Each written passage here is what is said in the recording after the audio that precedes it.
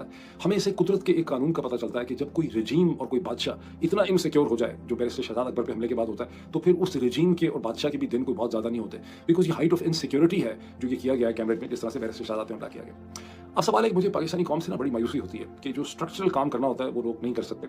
मैं कुछ एडवाइस बता, खास करके ब्रिटेन के अंदर जो लोग हैं, अमेरिका में भी हम करेंगे, लेकिन क्या आप कर सकते हैं? आप सबसे ज़्यादा जो चीज़ कर सकते हैं कि आप बैरिस्टर शहजाद अकबर पे जो हमला हुआ और पाकिस्तान से जो ट्रांस नेशनल टेररिज्म इमिनेट हो रही, इस वक्त पहली बात है कि अपनी तमाम तर शर्म को बालाए ताक रखते हुए आपको पहले सच्चे दिल से, सिंसेरिटी से, खुदा को हाजिर नाजर जान के इस चीज़ को आपको मानना चाहिए कि इस वक्त दुनिया में सबसे ज़्यादा जो ट्रांस नेशनल रिप्रेशन और टेररिज्म एक्सपोर्ट हो रही है वो पाकिस्तान से हो रही है। आपको सच्चे दिल से ये बात माननी चाहिए कि वो अमेरिकन और इंडियन ऑथर, राइटर, कॉलमिस्ट और एक्सपर्ट, खास करके अमेरिकन जो अरसे से ये कह रहे हैं कि Pakistan is an AP centre of terror, वो बिल्कुल ठीक कह रहे हैं। दुनिया में पाकिस्तान उन चंद रियासतों से है जो दुनिया भर में टेररिज्म को एक्सपोर्ट करते हैं। उसकी वजह यह कि पाकिस्तान के इदारों की मेंटेलिटी जो है वो दहशत पे मबनी है। उनकी तमाम तर रोब, कहानी, नैरेटिव, रिस्पेक्ट, वो सारी की सारी चीज़ का ताल्लुक जो है वो दहशत गर्दी से। उनके पास कोई और फिलोसफी नहीं है, रिकॉन्सिलिएशन की एबिलिटी नहीं है, उनके पास कोई विजन नहीं है। The only tool they have is terrorism. तो वो टेररिज्म ही करते हैं। पाकिस्तान के अंदर भी टेररिज्म की भी है, पाकिस्तान के एक कोने से दूसरे कोने में दहशत गर्दी की भी है, और अब दुनिया भर में अपनी टेररिज्म को एक्सपोर्ट कर रहे हैं। आप बड़े छोटे आदमी होंगे, आप बड़े मसनूई आदमी होंगे,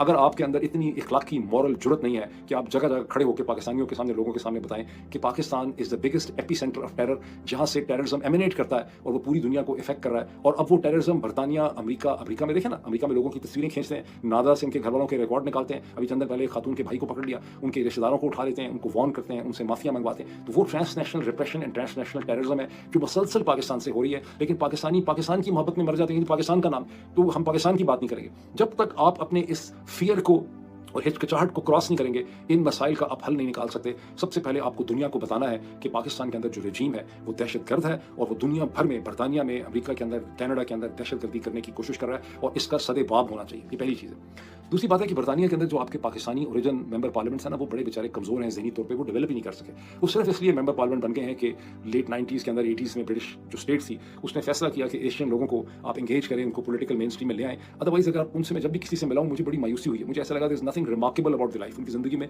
कुछ भी ऐसा नहीं है, उन्होंने कोई ज़हनी सफ़र ही नहीं किया। तो अपना एक सेकंड भी ज़ाया ना करें पाकिस्तानी ओरिजिन मेंबर पार्लियामेंट को अप्रोच करने में।